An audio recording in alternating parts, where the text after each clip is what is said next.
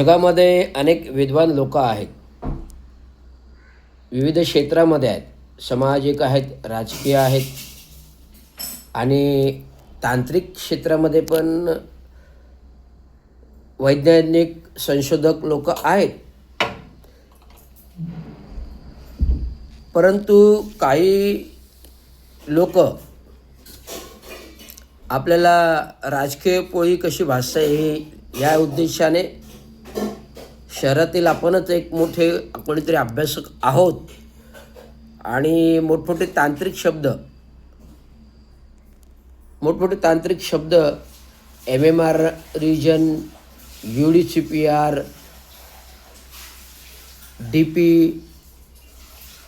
Draft development plan अशा प्रकारे मोठमोठाले शहर नियोजन विकासाचे शब्द वापरायचे आणि थेट मुख्यमंत्र्यांकडे मागणी करायची की अशा अशा गरजा आहेत. उच्च FSI. आता उच्च FSI हा असा काही शब्द नसतो. FSI असतो. उच्च FSI म्हणजे वाढी. उच्च FSI म्हणजे क्षेत्रफळ. सरळ शब्द आहे, वेगळा शब्द नाही आहे. उच्च FSI म्हणजे सरळ क्षेत्रफळच आहे. त्याला असा उच्च FSI वेगळा शब्द नाही. परंतु आमचे महाभाग भारतीय जनता पार्टी म्हणजे पूर्वी काही काँग्रेस श्रमीचे संजय घाडीगावकर ॲडव्होकेट वकिली आहेत आणि आज सोशल मीडियावरती आणि विविध वर्तमानमध्ये त्यांचा विकासाच्या बाबतीत लेख आणि मागणी मुख्यमंत्र्यांकडे केलेली आहे असं वाचल्यानंतर समजतं. पण याबाबत मी सातत्याने 3 वर्ष शहराच्या विकासाबाबत, शहराच्या डेव्हलपमेंटबाबत, शहराच्या जुने शहरं गावं रिडेव्हलपमेंटबाबत अनेक मुद्दे विकासाचे ॲज अ सल्लागार म्हणून मी महानगरपालिकेला, MMRDAला, शासनाला दिलेले आहेत आणि त्याचे मुद्दे विधानसभेमध्ये पण आलेले आहेत. मी घाडीगावकरांना सांगू इच्छितो की तुम्ही फक्त आत्ता हा विविध ठाणे सारख्या वर्तमानपत्रामध्ये तुमचा लेख तो वाचला, सोशल मीडियावरच्या व्हायरल पोस्टिंग वाचल्या, परंतु रवींद्र चांगू शिंदे एक सेवेतील कार्यकारी अभियंता, धुरंधर अभ्यासक आणि सेवानिवृत्तीनंतर प्रचंड अभ्यास हे करून ज्या ज्या गोष्टी ठाणे शहराच्या विकासाच्या बाबतीत आवश्यकता आहेत त्या मी शासन लेवलपर्यंत मांडायला नेल्या आणि मांडल्या, विधानसभेत आल्या. आता शाही धरण आणि काळू धरण हे जे गेल्या 30-35 वर्षापासून ठाणे शहरात चाललेलो आहे आणि काळू धरणाचा खर्च त्या काळी 3,500 कोटी रुपये होता, तो आज मी 12,500 ते 15,000 कोटीवर गेलेला आहे. आणि हा प्रस्ताव नवीन आलेल्या सरकारच्या पहिल्या विधिमंडळामध्ये राष्ट्रवादीचे शरद पवार गटाचे विधानसभा आमदार जितेंद्र आव्हाड संघर्षवादी नेतृत्व, पुरोगामी नेतृत्व यांनी ठाणे शहराच्या विकासाबाबतची चिंता जी मी मांडली साहेबांपुढे, ती साहेबांनी विधानसभेमध्ये मांडली आणि त्याला राज्याचे माजी मुख्यमंत्री आणि आत्ताचे उपमुख्यमंत्री DCM डेडिकेटेड टू मॅन यांनी विधानसभेमध्ये काळू डॅमला मंजुरी दिली आणि काळू धरण मंजुरी दिल्यामुळे आज काळू धरणाचा विकासाचा मार्ग मोकळा झाला. MMRDA आणि जिल्हा कलेक्टर, जिल्हा अधिकारी, MMRDA आणि जिल्हा अधिकारी हे 2 संस्था मिळून हे काळू धरणाच्या विकासाच्या मागे प्रगतशील आहेत. नुकतंच या महिन्यामध्ये ऑगस्टमध्ये 15 ऑगस्टपूर्वी काळू धरणाबाबतचा आढावा राज्याचे पालकमंत्री एकनाथरावजी शिंदे यांनी घेतला. म्हणजे ठाण्याच्या विकासासाठी सत्ताधाऱ्यामध्ये सगळेच विरोधक आणि आमदार हे विकासासाठी झटत आहेत आणि चांगला विकास केला आहे ठाणे शहराचा. त्याबद्दल मी त्यांना 100पैकी 100 मार्क देईन की केवळ ठाणे जिल्ह्यात नाही तर ठाणे महानगरपालिका क्षेत्राच्या विकासासाठी, ठाणे जिल्ह्याच्या विकासासाठी, ठाणे जिल्ह्याच्या मर्यादित नाही तर महाराष्ट्राच्या विकासासाठी एकनाथराव शिंदेंनी जे जे काही केलं ते वाखाणण्यासारखं आहे. त्याबद्दल मी 100 गुण देणार एकनाथराव शिंदेंना. मी विकास महर्षीही त्यांना विशेष नामांकन दिलेलं आहे. विकास महर्षी, महाराष्ट्राचा विकास महर्षी एकनाथरावजी शिंदे असं मी त्यांना नामांकन दिलेलं आहे. गौरव प्रमाणपत्र दिलेलं आहे की खरोखर एवढ्या राजकारणाच्या वादविवादामध्ये देखील आपल्या ठाणे जिल्ह्याच्या, ठाणे शहराच्या, महानगरपालिका क्षेत्राच्या विकासाबाबत, महाराष्ट्राच्या विकासाबाबत कटिबद्ध असलेले एकनाथरावजी शिंदे आज जो काही विकास होताना आपण बघताय, मग मेट्रो असेल, समृद्धी मार्ग असेल, अटल सेतू असेल, मुंबईचा बांद्रा कोस्टल रोड असेल, ठाण्याचा कोस्टल रोड असेल, ट्विन टनेल असेल, घोडबंदर कटई रस्ता टनेल असेल, कोस्टल रोड वसई खाडीपासून भाईंदर शेख नाकापासून ते डोंबिवलीपर्यंतचं असेल, या सर्व विकास क्षेत्रामध्ये माननीय एकनाथरावजी शिंदेंचा भरीव हात आहे. आणि भारतीय जनता पार्टीचे सरकार 2014 पासून मुख्यमंत्री देवेंद्र फडणवीस यांच्याकडे विकास अर्थाने बघा, जे जे एकनाथराव शिंदेंनी 3 वर्षामध्ये महाराष्ट्राचा सार्वभौम विकास केला, तो उभ्या 8 वर्षामध्ये मुख्यमंत्री देवेंद्र फडणवीसना जमलेला नाही, हे मी ठणकावून सांगेन. एस रविराज सामाजिक विश्लेषक, राजकीय विश्लेषक, राजकीय अभ्यासक, स्थापत्य अभियंता अभ्यासक हे करताना मी विविध जातीनिहाय माजी मुख्यमंत्री निवडणूक पूर्व, पालकमंत्री निवडणूक पूर्व, प्रताप सरनाईक आमदार, जितेंद्र आव्हाड विधानसभा आमदार, या प्रत्येकाच्या क्षेत्रामध्ये फिरलो.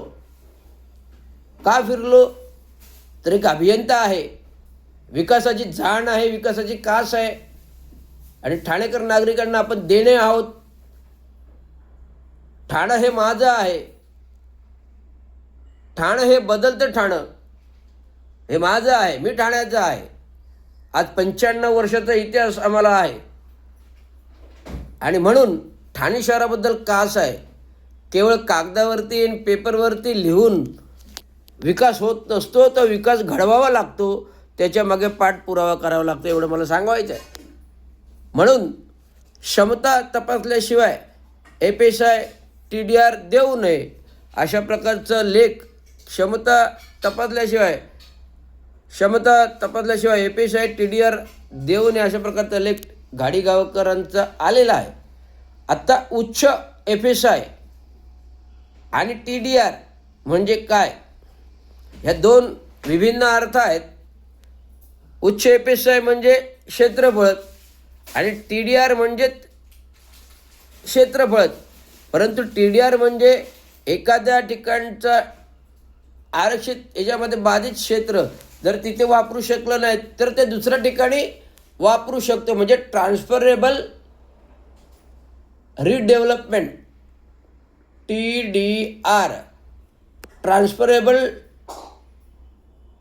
रिडेव्हलपमेंट क्षेत्रफळ FSI म्हणतो आपण, त्याला म्हणतो TDR. आज आपल्या शहराचा स्मार्ट सिटी शहर करताना मी तुम्हाला सांगू शकतो, माझ्याकडे ब्रोचर आहे, ठाणे स्मार्ट सिटी हे ब्रोचर आहे. तर ठाणं माननीय मुख्यमंत्री माजी आणि उपमुख्यमंत्री एकनाथराव शिंदे यांनी कुठेही मागे सोडले नाही विकासाच्या बाबतीत. ठाण्याचं vision Thane, a city where the waterfront and lakes are introduced into the dispatch of everyday life of citizens, providing them with a distinct urban experience that is the world part of other.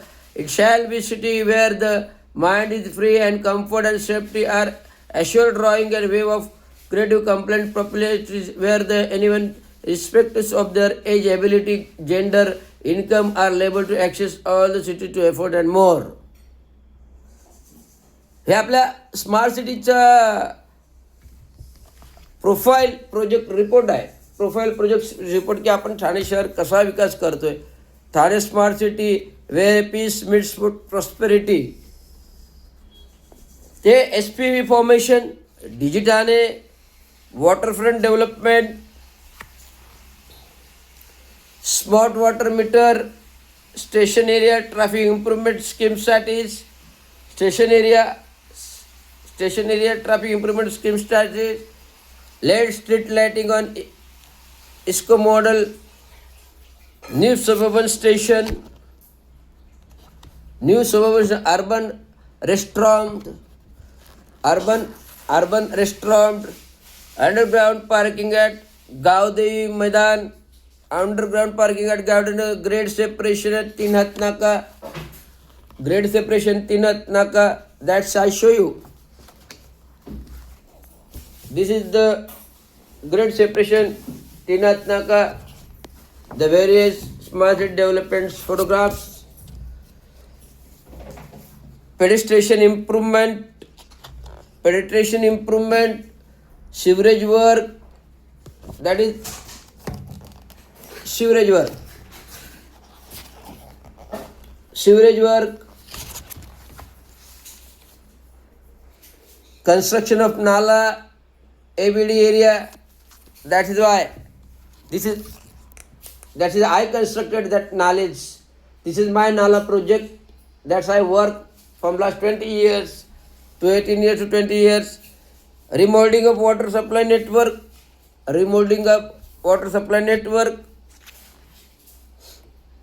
70 acres cluster redevelopment, 17 acres cluster redevelopment, free Wi-Fi city, 260 kW rooftop solar system, decentralized waste management unit,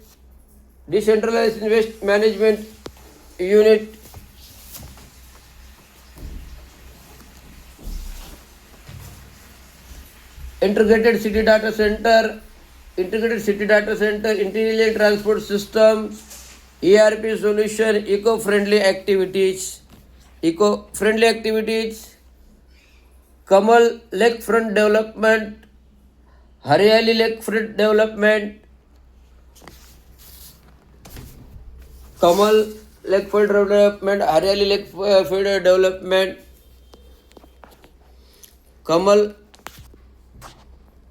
development, Haryali Lakefield development, Masunda Lake beautification, Masunda Lake renovation,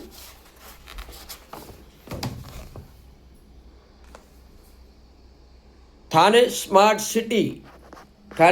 अशा प्रकारचं आपण ठाण्यासाठी भरीव काम करतोय आणि करत आलो आणि करतोय. त्यामुळे भविष्यात होणारा ठाण्याचा वाढता विकास, उद्धत विकास करताना APSI बद्दल खबरदारी घ्यायला पाहिजे. उंच इमारती घडवण्यापूर्वी वाढतं मलनिस्सारण व्यवस्था, वाढतं सांडपाणी निचरा करण्याची व्यवस्था, कॅपॅसिटी वाढलेली आहे. त्यामुळे हे क्षेत्र अपग्रेडेशन ऑफ स्ट्रॉम ड्रेन हे झालं पाहिजे. अपग्रेडेशन्स ऑफ नाले झाले पाहिजे. वॉटरफ्रंट, पाणी अडवा, पाणी जिरवा, झाडे लावा, झाडे जगवा, या गोष्टी नव्याने आल्या पाहिजेत उदयास. केवळ उच्च क्षेत्राच्या भाषा करून विकास होत नाही, तर विविध बेसिक अर्बन सिटी डेव्हलपमेंट नॉर्म्सनुसार ही सिटी डेव्हलप झाली पाहिजे, हा त्यामागचा उद्देश आहे. म्हणून कोणीतरी वाटतं की मी सर्वात हुशार आहे आणि पेशाने ॲडव्होकेट लिहिल्यानंतर फार ज्ञान आहे आणि ते करतो, तर ऑलरेडी ठाणे शहर हा पुढील भविष्याच्या विकासाच्या दृष्टिकोनातून पावले टाकत आहे आणि त्याचं आउटपुट या विविध इन्फ्रास्ट्रक्चर कामातून आपल्याला दिसते. फक्त एकच आहे, अंतर्गत मेट्रोचा जो काही इश्यू आहे तर पालकमंत्री एकनाथराव शिंदेंनी सांगितलेलं आहे की आपण सर्व माध्यमांशी विचारविनिमय करून हा सुद्धा मार्ग काढू आणि शहराला कुठेही प्रकारची अडचण होणार नाही अशा प्रकारचा पण विकास करू. परंतु कुठेतरी शहराची क्षमता तपासल्याशिवाय ह्या गोष्टी होता कामा नये, हे एक बरोबर आहे. परंतु उच्च FSI असं काहीतरी शब्द देऊन क्षेत्रफळाला काहीतरी वेगळे क्षेत्रफळ आहे असं का दाखवण्याचा प्रयत्न या घाडीकरांनी करू नये अशी माझी त्यांना विनंती आहे. सगळ्यांचा अभ्यास आहे, सगळ्या शहराचा अभ्यास आहे आणि सगळ्या राजकारण्यांना अभ्यास आहे आणि मुळात एकनाथराव शिंदेंना सर्वात जास्त अभ्यास आहे. म्हणून तर आज ठाण्याचा विकास, ठाणे जिल्ह्याचा विकास आणि महाराष्ट्राचा सार्वभौम विकास होत असताना त्यांना मी महर्षी किताब द्यावा एकनाथराव शिंदेंना अशी मी मागणी सरकारकडे करत आहे. एवढंच सांगतो. धन्यवाद. जय महाराष्ट्र.